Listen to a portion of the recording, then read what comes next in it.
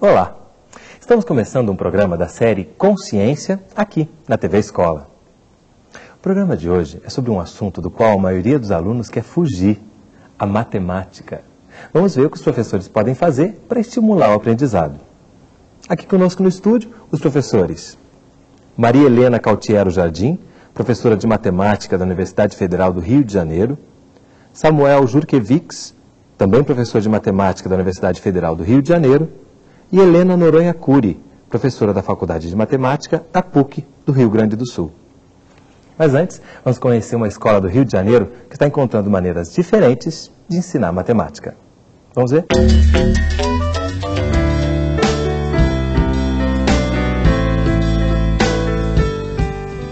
A maioria dos jovens de hoje reconhece prontamente as linguagens e códigos do ciberespaço. Mas o que poucos sabem é que todos os programas do hipermundo são baseados em algoritmo. Aliás, o que são mesmo algoritmos? Algoritmo é isso. É quando você tem uma série de dados, você pega esses dados, exerce uma série de regras sobre esses dados e no final das contas você tem uma resposta que sai para você. O importante não é a definição precisa. O importante é o que a gente quer fazer com isso. Uma caixa de banco, ela não pode ficar pensando se ela vai te dar o dinheiro ou não. Se você tem o dinheiro lá, ela tem que decidir em base no algoritmo. Gregos e babilônios já se viam às voltas com algoritmos, ainda na antiguidade. Uma sequencial, né? Para executar uma tarefa, para executar um objetivo da melhor forma possível. Na era da informática, essas sequências lógicas de operações para se resolver um problema ou para se atingir um objetivo tornaram-se mais do que nunca indispensáveis. O que está acontecendo agora é que uma boa parte do que se encontra na sociedade depende de você conhecer um pouco de matemática discreta. Matemática discreta é a matemática que vai dar conta e que está dando conta dos problemas que estão colocados aí no mundo de hoje. Problemas de rede, de recursos, de administrar recursos escassos.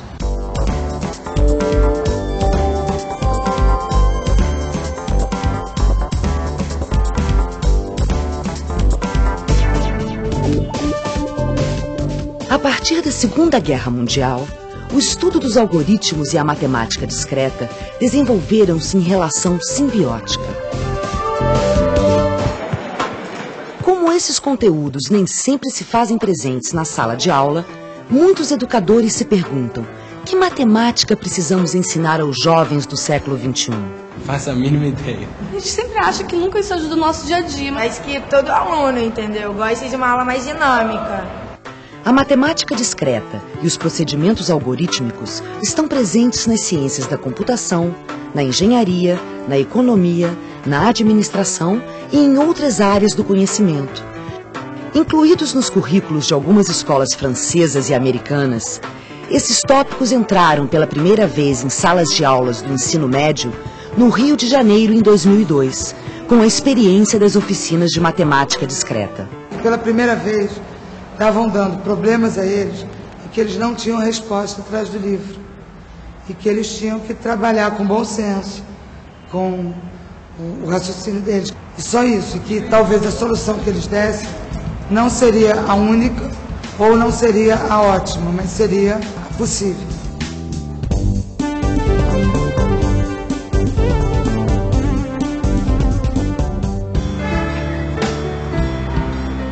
Vamos entrar no Colégio Pedro II e acompanhar o professor Samuel em uma oficina de matemática discreta para o ensino médio. A tarefa que eu vou dar para vocês hoje tem um problema fácil e um problema difícil. Para esquentar os motores ou o cérebro, um desafio. O clássico problema das 7 pontes de Königsberg. Este rio tem 2 ilhas e 7 pontes. Seria possível encontrar um caminho passando uma única vez por cada ponte, voltando ao ponto de partida? Em 1736, Leonhard Euler decidiu examinar a melhor alternativa. Para isso, ele generalizou o problema e representou o desafio proposto num desenho ou grafo. O que aconteceu com D? E o B ficou com quantas? Uma ligação. Esse aqui também não pode ser usado outra vez. Correto? E agora? Eu vou para cá, vai ficar com 3. Surgia assim a teoria dos grafos, uma das principais ferramentas da matemática discreta, hoje utilizada na abstração de problemas computacionais. Como é que a gente começou o problema? Tentando desenhar aquela casinha. Chegamos à conclusão que 2 pontos da base era o único lugar que eu podia começar. Não foi isso? Um colega de vocês disse, esses 2 números são ímpares, vai ver que é por causa disso. Eu mostrei para vocês que era exatamente isso. Ou seja, a gente só pode ter 2 pontos ímpares ou nenhum. Ah, se tiver mais do que 2 ímpares, acabou o meu problema. Não consigo mais resolver, não consigo mais desenhar sem tirar o lápis do papel. Numa definição simples, grafo é um conjunto de pontos ou vértices conectados por linhas ou arestas. Você tentar desenhar uma figura sem tirar o lápis do papel pode parecer uma brincadeira, mas você tentar fazer percorrer um caminhão de lixo numa cidade sem repetir ruas para economizar gasolina, isso é um problema que qualquer um pode entender a utilidade e a economia que isso pode gerar. Parece uma brincadeira de criança, né? Parece fácil de se fazer, mas no fundo tem tudo um estudo. Você acaba raciocinando, tem a obrigação de raciocinar.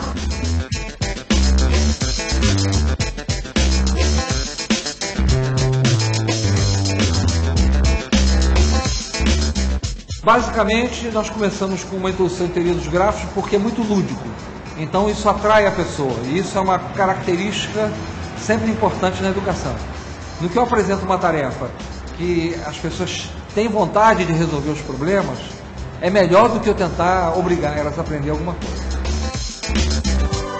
Primeiro ele pediu pra gente fazer um circuito com dominó sem saída, entendeu? Todos ligados. Aí depois ele pediu pra gente tirar algumas peças e pra ver se a gente conseguia fazer um circuito fechado. E não deu. Na maior parte das atividades eu procuro usar materiais que estejam ao alcance de qualquer pessoa, de qualquer professor. Um jogo de dominó hoje a gente consegue encontrar até por R$1 um jogo completo de dominó, né? E é um material bom. O outro material que eu uso eu uso plástico, mas pode ser feito com papelão, um mapa desenhado num papelão.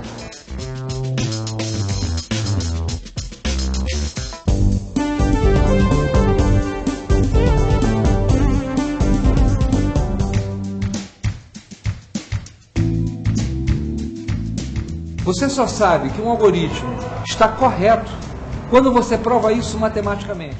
O prefeito de uma pequena cidade decidiu instalar postos de recolhimento de pilhas nas esquinas. Para que cada pessoa precise caminhar no máximo 2 esquinas, qual seria o número de postos necessários no mapa apresentado? Se o prefeito fosse um sujeito perdulário, quisesse perdulário, é um cara que gosta de gastar dinheiro, entendeu? Ele diria, eu quero usar 15 postos. Acabou o problema, vocês iam botar os 15 postos, iam botar o preço lá no alto e o prefeito ia topar. Mas o prefeito é um prefeito honesto, ele quer o mínimo possível. Esse problema se tornou um problema muito complicado. É verdade. Se passar isso daqui pra cá, esse vermelho vai ficar por aqui. Teria que estar ligado. Agora tem 7. Colocados diante de possibilidades cada vez mais restritas, eles exercitam o raciocínio trabalhando com um número progressivamente menor de postos de coleta. Mas vocês conseguiram botar 9? A gente foi botando e vendo, verificando. A gente começou com 12, que ficava bem fácil, tinha vários postos fazendo cobertura de uma rua só, que era um excedente grande, que na prática seria muito dinheiro jogado fora. E depois foi baixando até chegar em 7. Com 7 postos haveria eficiência da cobertura e com um custo-benefício muito melhor. Mas é assim que companhias que têm que fazer localização de serviço, como por exemplo bombeiro, hospital, correio, essas coisas, escolhem a sua localização. É o que eu chamo de um algoritmo. Eu tenho um problema, eu tenho os dados desse problema, eu tenho uma série de instruções que vão me dar uma solução no fim, seja uma solução boa ou uma solução ruim. E qual é a vantagem de eu ter um algoritmo? É que eu posso mandar uma máquina fazer isso.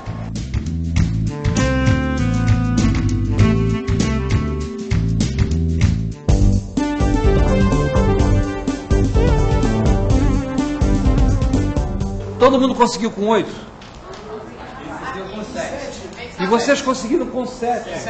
Essa atividade prática, ela desenvolve muito raciocínio. Você coloca na prática uma sequência lógica para você chegar no resultado. Isso também é matemática, só que não tem fórmula, uma estruturação pronta para você chegar no resultado. Semana passada mesmo eu usei isso quando minha mãe... Ah, Bianca, ela cabeleireira, estava fazendo fórmula de produto, né? Ah, Bianca, por que faz isso aqui pra mim? Eu usei uma coisa que eu nunca achei que eu ia usar na minha vida na matemática. Isso eu acho que eu vou usar assim no futuro. Você aprende por outra forma, assim, por exercício, de quadro, fazer conta e tudo mais, aquela coisa exaustiva, assim. Fica mais por uma brincadeira, assim, um aprendizado muito mais fácil. A gente chegou lá e disse, olha, nós somos professores de sala de aula do Pedro II e a gente está querendo melhorar essa sala de aula. A matemática, ela trabalha muito mais com a abstração e a gente tem que pedir isso dos nossos alunos. Você topa orientar a gente? E ele imediatamente assumiu e tem feito isso e tem essa preocupação, que é com o ensino.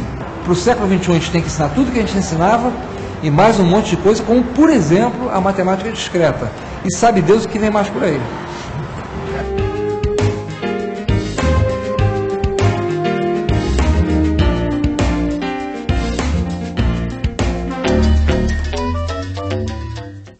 Então, para começar, queria saber da professora Maria Helena, o que você achou da iniciativa de levar o ensino da matemática discreta para o ensino médio? Achei fundamental e gratificante ver a experiência. E estava aqui assistindo, pensando, né, na possibilidade de como replicar a experiência, né? Eu, como educadora e já conhecedora, assim, né, tenho tido a oportunidade de conhecer os cursos de formação de professores no Brasil, porque eu acho que a mudança tem que se dar ali, né, no professor, né? Primeiro o professor tem que acreditar. E acho que isso daí leva justamente à aproximação à política do médico dos parâmetros, né, do ensino médio, que a gente tem a parte de contextualização, de interdisciplinaridade. Isso viabiliza, né? Quer dizer, para acabar essa distância entre a intenção e o gesto, né? Que no PCM você tem a intenção, mas o gesto está distante.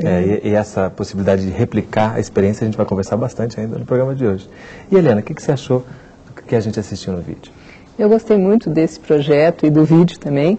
Eu acho que é um conteúdo moderno, é pertinente que venha a ser incluído no ensino médio, né? E esse projeto está mostrando uma maneira de trazê-lo com uma abordagem metodológica que está, como disse a colega, está de acordo com aquilo que os parâmetros curriculares estão sugerindo, né? Principalmente a resolução de problemas, a desenvolvimento de competências, né? Então eu acho que é uma experiência a ser bem analisada. Samuel, pela sua experiência com alunos, você acha que realmente eles querem fugir da matemática? Bom, eu gostaria de negar isso veementemente. Quer dizer, eu acho que eles não querem fugir de não só da matemática, como nenhum tipo de conhecimento. Quer dizer, eu acho que as pessoas não fogem do conhecimento.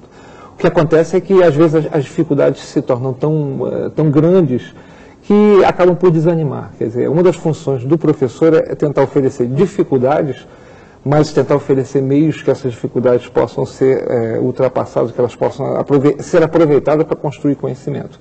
Então, eu não acho que os alunos queiram fugir, eu acho que eles fogem do excesso de dificuldades que muitas vezes acontece. O que a gente vê no vídeo é um pouco isso, quer dizer, eu procurei formas de que as dificuldades pudessem produzir conhecimento e não afugentar o conhecimento. Mas você acha que a matemática, os conceitos, a maneira de raciocinar que a matemática pede é um problema a mais? Ou isso se deve à maneira com que a gente vem ensinando a matemática? Com certeza ela tem a ver com a questão não só de como ela vem sendo ensinada, não deve recair apenas sobre a sala de aula essa responsabilidade.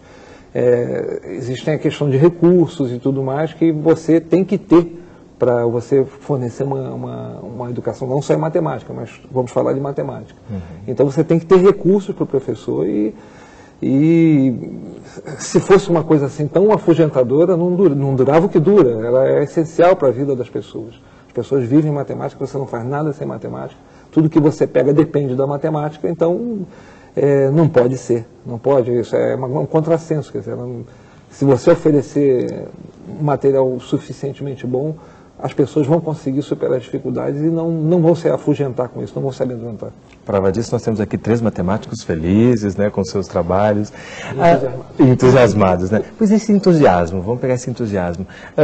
Na experiência de vocês, na sua experiência com formação de professores, né, para depois lecionar matemática, você vê esse entusiasmo? Você acha que isso está presente nas pessoas que buscam lecionar matemática? Eu tenho visto, sim. Nos cursos de licenciatura, os alunos entram muito entusiasmados. Às vezes, no final, quando eles vão para uma sala de aula, fazer, por exemplo, suas práticas de ensino, eles ficam um pouco preocupados, porque as situações, como comentou Samuel, né, a situação da escola, né, desanima. Mas o entusiasmo deles é muito grande. E é, inclusive, assim, um entusiasmo que tenta contagiar os professores que estão naquelas escolas, onde eles vão fazer os seus estágios de prática de ensino.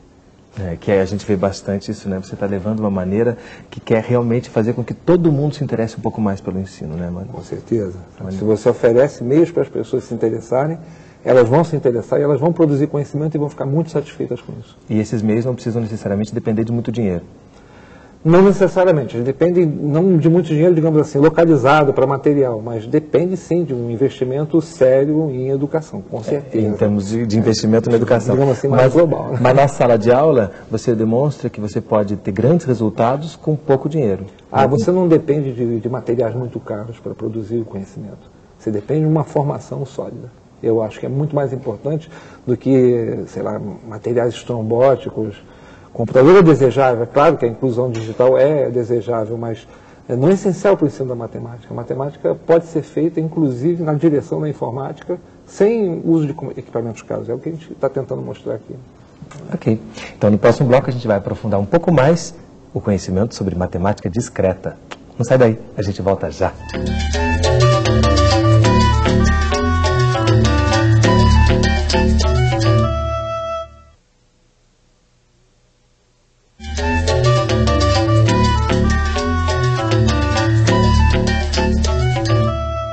Estamos de volta com o programa Consciência, conversando sobre matemática discreta, com Maria Helena Cautiero Jardim, Samuel Jurkevics e Helena Noronha Cury. Samuel, vamos começar esse bloco entendendo por que essa matemática se chama discreta. Bom, a gente costuma brincar dizendo que porque não é uma matemática discreta porque ela não é escandalosa, né? Mas isso é uma brincadeira, quer dizer, esse é um nome que historicamente foi colocado em oposição à matemática que se chama do contínuo. Vale a pena fazer um bastante breve apanhado histórico, quer dizer, quando você aprende matemática, você praticamente acompanha o nascimento da humanidade, você aprende a contar e você vai evoluindo até que no final do segundo grau você deve se tornar um ser humano completo do século XIX ou XVIII, praticamente perto do cálculo integral diferencial. Só que a matemática discreta, que já acontecia antes, ela sofreu um grande impulso depois da Segunda Guerra Mundial. Com o uso de computadores, com problemas de gestão, de administração. Então, a matemática que trata mais de situações que não são, como é que a gente pode explicar? Que não são contínuas, ou seja, que são elementos de combinação, como é que a gente pode combinar elementos. Então, isso já está presente, de certa maneira, no segundo grau, mas foi muita coisa que foi criada depois da Segunda Guerra Mundial. E os computadores ensejaram que isso seja feito de uma maneira muito prática hoje em dia, e é preciso que as pessoas, de alguma maneira, estejam preparadas para viver nesse mundo. Eu acho também, em relação ao segundo grau, que tem temas da matemática discreta que não são abordados, né, no segundo grau normalmente, que é a questão da teoria dos grafos, né? Isso. E é abordado no segundo grau em termos da análise combinatória, né? Permutação, arranjo, você deve ter estudado isso. A gente talvez não com esse nome, né? Porque eu não me lembro da teoria dos grafos, mas você acha que isso está presente? Mas essa matemática não assanhada... Ela realmente não aparece assim, mas ela está lá presente, né? Mas uma coisa interessante é justamente dessa parte, a inclusão da teoria dos grafos, né? Dos princípios de grafos no ensino médio, que tem todo um aspecto muito concreto, né? Uma matemática bem concreta, e eu acho que lúdica, né? Permite a organização de raciocínio, a elaboração do problema, né? Então, acho que... E essa ludicidade, eu acho que é um ponto importante para você trazer o interesse do aluno, né? Esse é um ponto que é sempre favorável quando você vai trabalhar, não só com matemática, mas matemática especificamente, depende muito dessa ludicidade. É você poder oferecer problemas que as pessoas tenham vontade de resolver, né? Que elas se sintam compelidas a resolver. A gente tem programas extensos de matemática, então a gente deve examinar com cuidado, sempre que a gente fala isso, tem que colocar isso no currículo, tem que... Essa experiência que está mostrada aí é realmente uma tentativa de um começo de como é que isso pode ser feito. Felizmente, a gente está podendo fazer isso de uma maneira mais consciente, do que foi feito no passado. Os currículos foram construídos de maneira, digamos assim, sequenciais e cumulativas. E hoje em dia o currículo não comporta mais ficar botando mais coisa. Mas é necessário, a gente está vivendo num mundo que depende de procedimentos, de computadores, de algoritmos, como está dito ali no vídeo, e é claro que é muito importante que as pessoas incorporem computadores e procedimentos na sua educação. Mas é importante também eles terem uma matemática que permita a eles lidar com esse material. Da melhor forma possível, né? Essa questão dos conteúdos aí, da inovação, né, do caráter inovador dos conteúdos, isso é fundamental. Você não pode hoje formar um professor que vai atuar no ensino médio, mesmo aluno, da mesma forma, ignorando toda essa abordagem, ou todo esse acesso que você tem hoje à informação. Essa questão das novas tecnologias, ela não pode ser desprezada. E o computador, quer dizer, a máquina, trabalha no que a gente chama de uma forma discreta, discretizada. Então, passo a passo, né? E não é estanque, não quer dizer que você vai ter a matemática discreta, a matemática contínua. Quer dizer, e são formas, às vezes, diferentes de abordagem para uma determinada situação, problema. Você considera a matemática, não pode perder o rigor, né? Uma coisa que faz parte da matemática é uma forma de linguagem, lógica com rigor.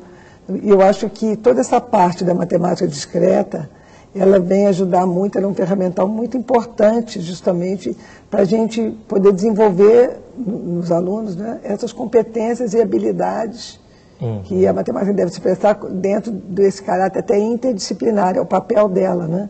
Esse rigor naquilo que você realmente, o entendimento perfeito daquilo que você realmente está lendo, que é a grande dificuldade hoje dos nossos alunos.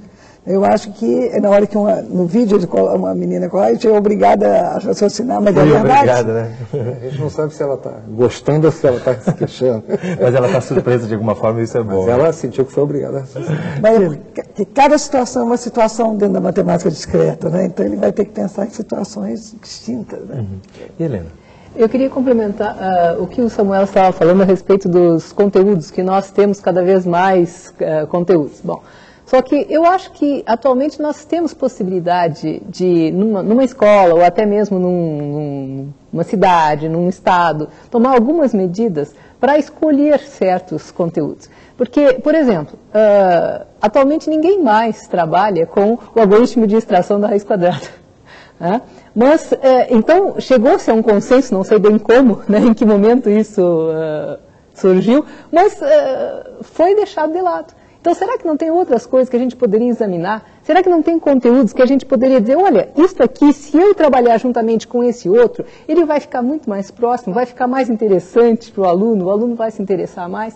Então, esse trabalho de pensar nos conteúdos que estão sendo apresentados no ensino médio, também no ensino fundamental, mas no ensino médio, eu acho que era uma coisa que poderia ser debatida nas escolas.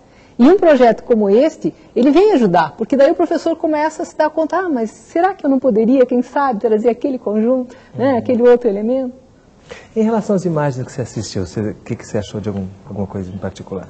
Bom, eu achei muito interessante o vídeo, porque pensando em termos de levar esse vídeo para uma sala de aula, por exemplo, como uma motivação para iniciar um trabalho, né?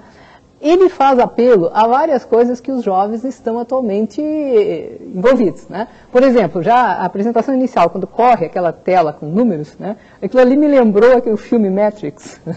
Depois eu vi elementos ali de videogame, de lan houses, né? Eu acho que são coisas que realmente os jovens vão prestar atenção. Sem dúvida faz parte do cotidiano atual deles. Exato, né? Exato. Quer dizer, foram bem escolhidas as imagens a serem apresentadas até para chamar a atenção, né, do jovem, para motivar. E isso é uma das estratégias que eu acho que podem ser mais eficazes quando se fala de matemática discreta, né? Vamos falar de duas coisas, na verdade estamos falando de duas coisas diferentes, ou seja, do conteúdo e do método utilizado para passar esse conteúdo. Quer dizer, esse mesmo conteúdo que eu estava ali trabalhando no vídeo pode ser trabalhado da maneira absolutamente tradicional. Eu vou para o quadro, defino, boto... Ele sabe, não tem fórmula. Não tem fórmula porque eu não botei a fórmula. Mas mais tarde, quer dizer, numa etapa posterior, a gente começou a mostrar também, olha, se você for usar uma máquina para resolver esse problema dos desenhos, a máquina pode ter dificuldades, porque ela não é boa para ver desenhos. A máquina é boa para lidar com dados, com números, com dados bem organizados. Então vamos tentar transformar essa figura em dados bem organizados. E isso é uma outra etapa do trabalho, quer dizer, é uma etapa de mais abstração, em que você trabalha com uma coisa que se chama estrutura de dados, que é fundamental para quem vai viver no mundo como a gente está, que é cercado de computadores, que você tem que trabalhar com procedimentos, com verificação, e é uma verificação matemática, exige um raciocínio, exige um razonamento, não sei se essa palavra existe, né? Você, um tipo de atitude que funciona bem. Eu usei o método assim, de a gente se aproximar quase por um jogo, pelo motivo óbvio, ou seja, se você oferece um problema, um desafio em forma de jogo, primeiro a gente usa um mapa grande, mas rapidamente um dos alunos disse, bom, será que a gente precisa trabalhar com um mapa tão grande? Será que a gente não pode trabalhar com um mapa mais pequeno? Aí eu tirei da bolsa e disse, por acaso eu trouxe um mapa pequeno, tá certo? Mas eu deixei eles terem a ideia primeiro. Primeiro era um jogo, depois não, a gente pode trabalhar com isso de uma forma mais sistemática. Então, o método é praticamente induzido por essa característica lúdica da teoria dos grafos. Mas, certamente, ela pode ser aplicada, inclusive, em matemáticas mais assanhadas. É uma questão que eu acho também fundamental ali, é que você agir dentro dessa visão de construção do conhecimento. Né? E o que acontece hoje com o aluno, mesmo com as pessoas que têm a ver até um estudo maior, um conhecimento maior de matemática, é a dificuldade de transportar. Quer dizer, ela aprende aquilo de uma forma estanque, que é uma deficiência hoje do nosso sistema educacional, né? Como se o mundo fosse estanque. Essas situações, como são colocadas ali, eu acho que o conteúdo de matemática discreta, ele vem ajudar muito, que na possibilidade de você trabalhar em cima de um modelo, né? Você tem uma situação, né? E eu sempre falo para meus alunos, não tem nada esse negócio, depois eu vou chegar numa lei aqui que a natureza obedece à lei. Não é a natureza não obedece à lei. O problema está colocado, e eu tenho que raciocinar em cima de o que é fundamental naquele problema, né? Então o aluno começa a depurar ali a situação. Aí ele parte dali de uma modelagem que a gente chama modelagem matemática, que é, como o Samuel está falando, entra ali os algoritmos, né? Entra a teoria, entra os resultados a serem provados, mas isso tudo vão sendo encadeamentos lógicos do raciocínio do ser humano. A maneira de chegar ao resultado acaba ficando até mais importante do que chegar ao resultado, né? O processo, a construção do conhecimento fica mais importante, quer dizer, e a partir dali ele vai transpor aquilo para outras situações, problemas. Então, acho que a matemática discreta é fundamental dentro do conteúdo do currículo de ensino médio, sobre esse aspecto. Ela se presta muito a esse tipo de formação que é fundamental, que você hoje tem que parar com essa forma estanque de passar o conhecimento ao aluno. Muitas vezes, se o professor apresenta um conteúdo, né, sem questionar o aluno, sem deixar que ele se manifeste, o aluno se acostuma a ficar com medo de errar. Quer dizer, ele não se permite errar. Né? E nós vimos no vídeo, quer dizer, como os alunos conversavam entre eles, e obviamente que eles erravam em alguns momentos e tinham que retomar, etc. Então, o aluno erra sem que aquilo seja uma reprimenda, entende? Quer dizer, ele começa a se dar conta de que ele tem esse direito para chegar numa resposta certa. E que até isso é uma parte importante nesse processo de construção do conhecimento. Isso é uma das coisas que caracteriza um bom problema de matemática. Quer dizer, aquele problema do mapa que está apresentado ali, uma vez que ele chega numa solução, eu pedi para fazer com 15 postos, qualquer um pode verificar se a solução é correta ou não. Então o problema ele tem que ser, é bom que ele seja bem compreendido, é bom que ele possa ser verificado se a solução é correta. Uma outra característica que não fica tão evidenciada, a professora Gilda falou, mas em geral é que problemas de combinatória, nem sempre você consegue ter acesso à melhor solução possível, ao contrário do que acontece nos problemas habituais de livro. Então, aceitar negociar que aquela solução pode não ser a melhor, mas é uma solução boa, isso é um conceito que não frequenta muito a escola. Isso em nenhuma cadeira, em matemática especificamente. E, no entanto, a gente pratica. Ninguém faz a compra em 5 supermercados. Embora isso fosse muito mais barato. Você faz em 2 no máximo. Por quê? Porque você faz uma negociação entre o que é melhor em termos de preço e o que é melhor em termos de atitude, em termos de tempo que você vai gastar. Nos problemas da vida real é assim. Então, se você não achasse esses 7 postos que eles acharam lá, se você achasse 8, acho que um prefeito, poderia ser considerado honesto se ele usasse 8 postos em vez de 15. Tá certo? Se ele não conseguisse mostrar que 7 é o mínimo, poderia ficar com 8 e seria uma boa solução. Essa observação da Gilda foi muito feliz na hora que ela falou ali, né? Porque essa compreensão de que você parte de uma solução, que é como a gente faz, né, no dia a dia, e você vai tentando soluções melhores. E a partir disso aí também é que você vai criar uma sistematização. Se é aquele problema, né, que em geral os problemas matemáticos você faz, chega uma etapa que você sistematiza, né?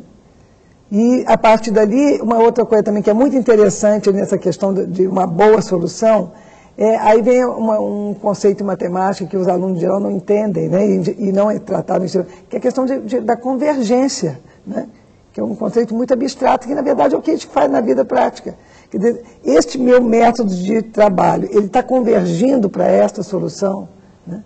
E isso dentro da matemática discreta está presente o tempo todo. E essa questão também fundamental, que cada caso é um caso, então o aluno ele vai ser obrigado a raciocinar. E até de não se exigir chegar a um ideal, né, de construir o próprio caminho. Essa questão da abstração, né, a matemática é abstração. Você traz muito para o concreto para exemplificar e para estimular o raciocínio, mas a abstração é necessária. Falar de material concreto na matemática é complicado. Eu prefiro chamar de material de manipulação. Você fala de material concreto em física, é uma coisa que a gente pode pensar nos objetos e tudo mais. Em matemática, os nossos objetos são abstratos. Então a gente usa material concreto, material de manipulação, mas na verdade os nossos objetos são as operações que os alunos estão fazendo. É claro que a gente tem que partir de uma situação-problema, e a situação-problema pode ser através de objetos, mas pode ser através de desenho, que já é uma abstração.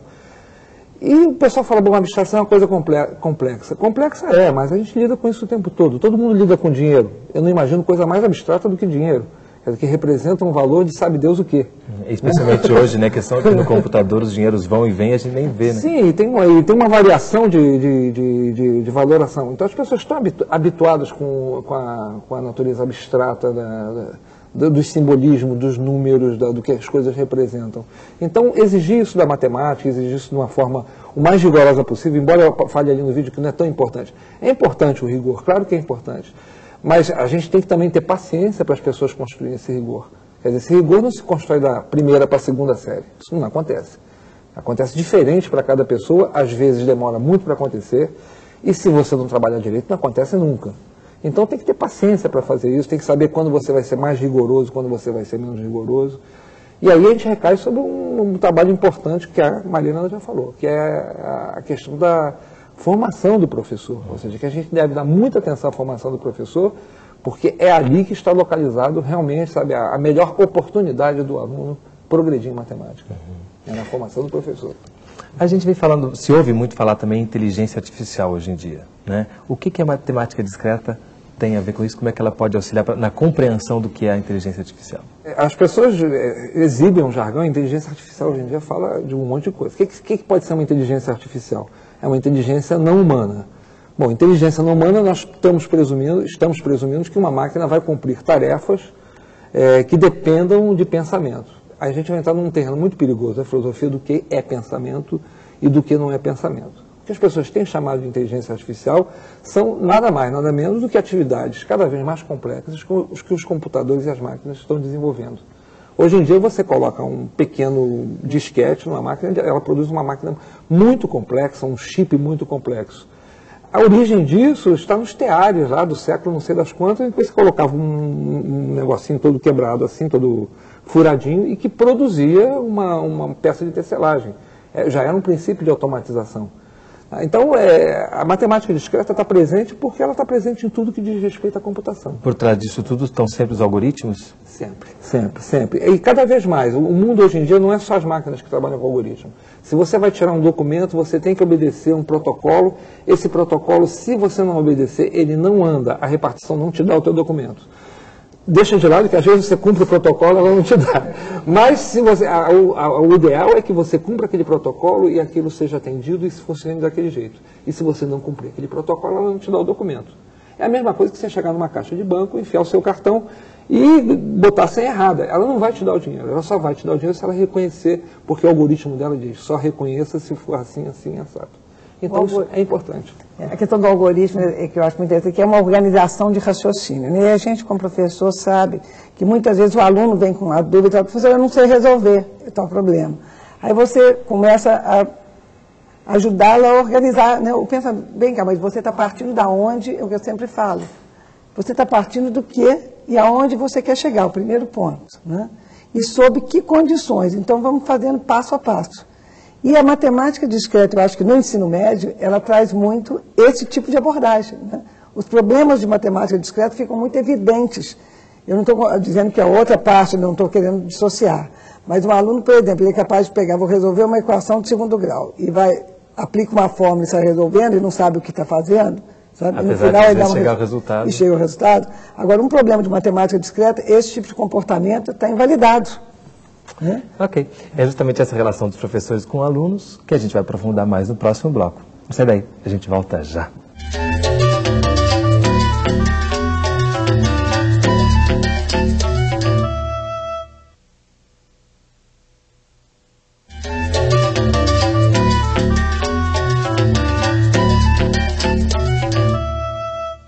O programa Consciência está de volta conversando sobre matemática discreta com os professores Maria Helena Cautiero Jardim, professora de matemática da Universidade Federal do Rio de Janeiro, Samuel Jurkevics, também professor de matemática da Universidade Federal do Rio de Janeiro, e Helena Noronha Cury, professora de matemática da PUC do Rio Grande do Sul. Samuel, a gente vê na matéria que você tem uma relação muito estreita com os alunos, né? Você senta no chão para conversar com eles. Você acha qual a importância que tem isso quando a gente pretende trazer um conhecimento novo, uma nova forma de ensinar um conteúdo? Bom, não existe uma maneira padrão de se comportar. Acho que cada professor escolhe a sua maneira. Ninguém é obrigado a ser legal, entre aspas, né?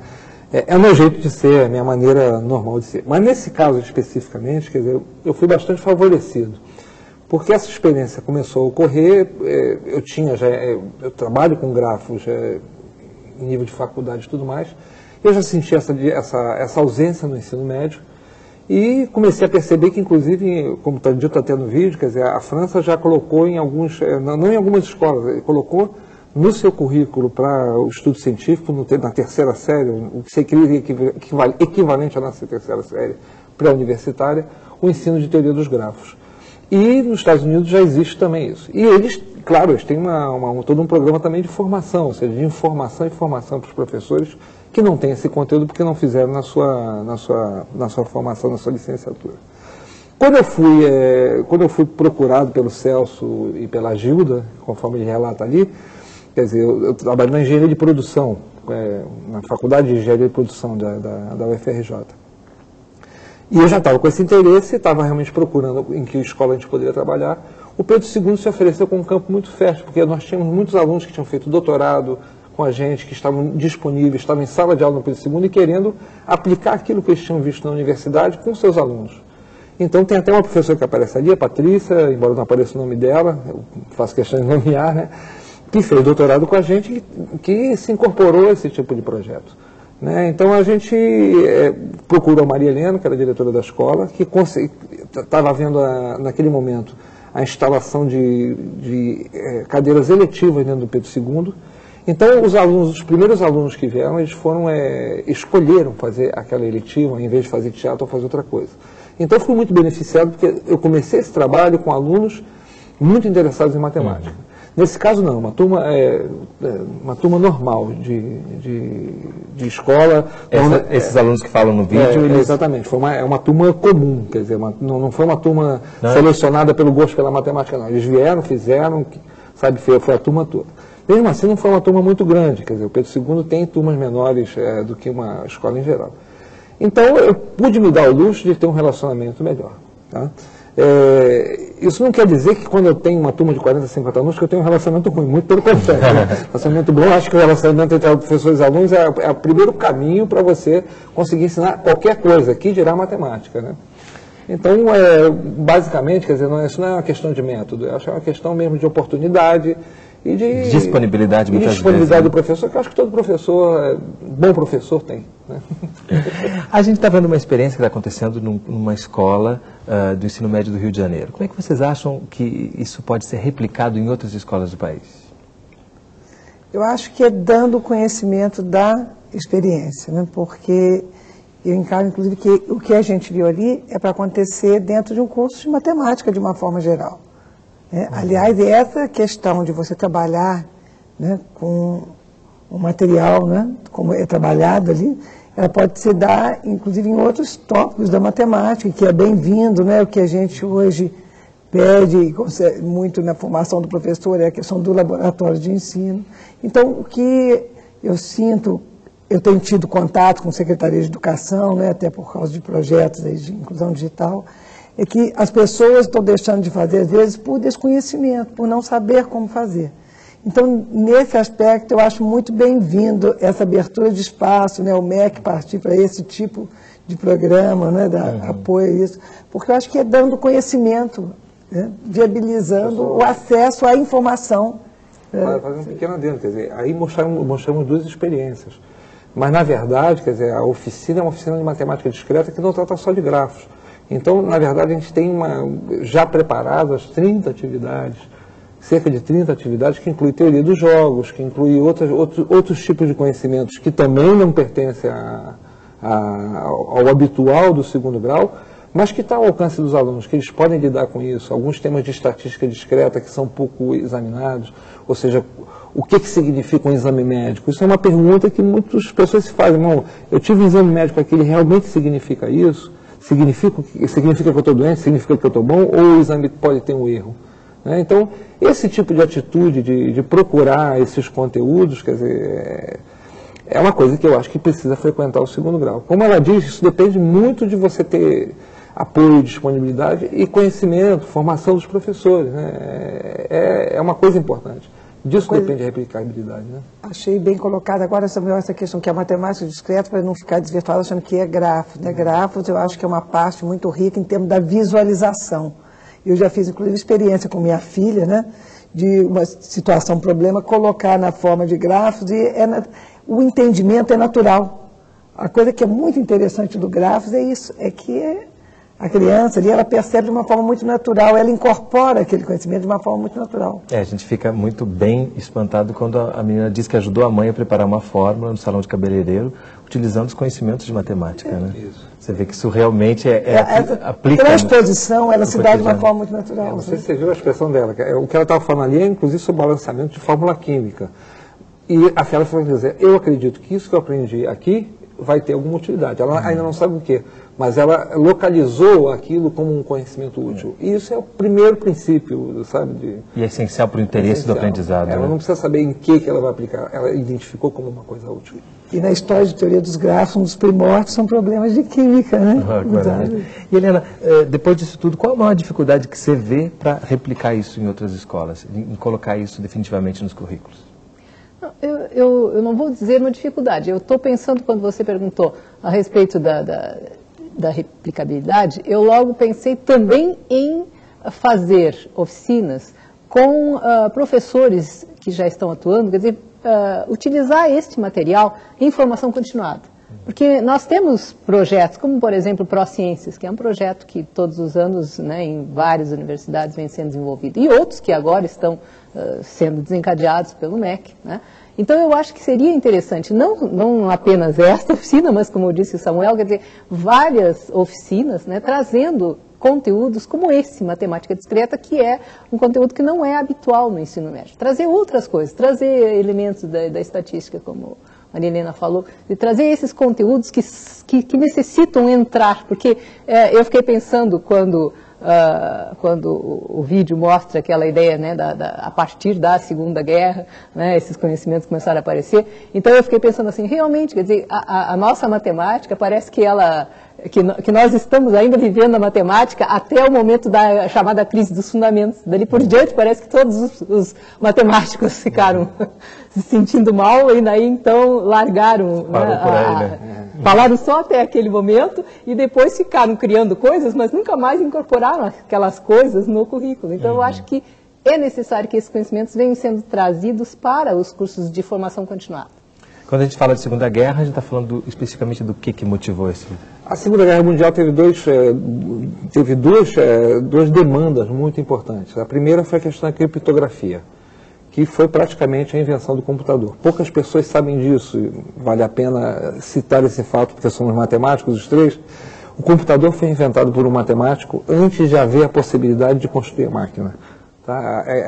A ideia do algoritmo, de como trabalhar com o algoritmo, do que é uma máquina que trabalha com algoritmos, foi fabricada por um matemático antes de você ter a capacidade de fazer o que você faz hoje em dia, quer dizer, com transistores, válvulas e tudo mais. Chamava-se Alan Turing, né? Junto com von Neumann, fez isso durante a Segunda Guerra, a partir de um estudo que foi demandado, que foi a criptografia para decifrar os códigos dos alemães. A segunda demanda foi de de circular bens, ou seja, numa época de guerra você não tem excesso de disponibilidade. Então começou a ver qual é a melhor maneira da gente fazer circular esses bens, ou seja, problemas de transporte, e problemas de você mandar, por exemplo, rações para os soldados com uma dieta equilibrada, que deu origem a uma parte da matemática que chama-se programação linear, que a maior parte dos cursos de graduação não trabalha. A engenharia de produção trabalha. E que praticamente ninguém, hoje em dia, resolve um problema na indústria ou de transporte em geral sem usar programação linear. Tá? Que não é uma coisa do outro mundo, não. Ela é uma coisa que pode ser iniciada também no segundo grau de alguma maneira. Ela parte do estudo de funções e tudo mais. Bom, então essa origem é muito nobre, porque ela tentava solucionar problemas efetivos. E foram matemáticos muito hábeis que conseguiram resolver isso. É engraçado que você fala dessa dificuldade de uma guerra, né, de disponibilidade de coisas, e a gente vê o professor falando que hoje em dia também serve para administrar recursos escassos, né? Na verdade, a gente eu acho muito triste o que eu vou dizer, mas nada impulsiona mais a ciência do que as guerras, né? Porque nessa hora você tem que produzir, você tem que resolver. Aí você não é só questão de resolver um problema que você acha que vai ser grave. O problema é grave ali. Se você não resolver ali, você sucumbe. Isso é antigo desde Leonardo da Vinci, que ele já se propunha a construir materiais de guerra como meio de se empregar, né? Então, eu detesto a guerra, sou contra a guerra, não acho que é um meio efetivo de melhorar a ciência. A gente pode achar outras questões que impulsionem o conhecimento. Prefiro que não tenha guerra. É uma coisa interessante, né? Dar oportunidade aos alunos desse tipo de trabalho, porque... Por exemplo, quando você estava falando da programação linear, me lembrou, né, os primórdios, foi logo com Dantes, né, em 1945. Né? O grande feito foi que ele tinha um problema a ser resolvido. Então, quando eu apresento para os alunos, eu dou curso de programação linear, a questão do famoso método simplex, né, eu falo, o fundamental e o grande feito não foi o método em si, mas foi a uma situação, problema, ele buscar esse ferramental para resolver. Então é isso que eu acho interessante, colocar a matemática discreta no ensino médio. Você dá situações, problemas para o aluno e que ele vai ver que ele... Primeiro você deixa ele pensar, e ele vai encaminhando e vai ver que ele pode elaborar uma solução, né, buscar uma solução com um ferramental matemático. Vale a pena uma observação, até a gente estava conversando até um pouco antes, eu, Helena e a Maria Helena, é que essa situação não se faz sem dor, quer dizer, qualquer coisa que você se incorpora, que você tenta ampliar e tudo mais, ela demanda um esforço. O problema não é que vai demandar esforço, o problema é que esse esforço é inevitável, ou seja, a sociedade está demandando. Vai haver uma pressão, já existe uma pressão por esses conhecimentos sobre as estruturas educacionais, primeiro nas universidades, e claramente isso desce para o segundo grau, sabe, sem dúvida nenhuma isso vai acontecer. Como é que a gente vai fazer isso? É um problema, surgem outros problemas, como a gente estava discutindo, avaliação. Como é que a gente avalia isso, né? A gente não tem muita clareza ainda. Se a gente for dar um quadro negro como habitualmente, tudo bem, a gente faz as perguntas que a gente faz. Quanto é que dá isso, como é que faz isso? Bom, na faculdade eu até posso fazer isso com mais tranquilidade. Mas se eu quero trabalhar com um método mais instigante de construção do conhecimento, de solução de problemas, eu vou ter problemas na avaliação.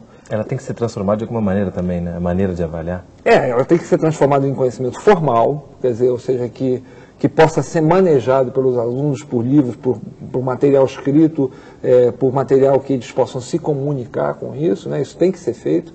E isso é uma coisa que, como toda coisa que é nova, não estou nem chamando de novidade, porque não é novidade, é uma coisa nova, ela vai demandar trabalho dos professores nesse sentido. Por exemplo, avaliar uma turma como essa, eu não posso avaliar individualmente. É claro que tem sempre um que se destaca e você vê, não, essa pessoa obviamente entendeu melhor do que as outras.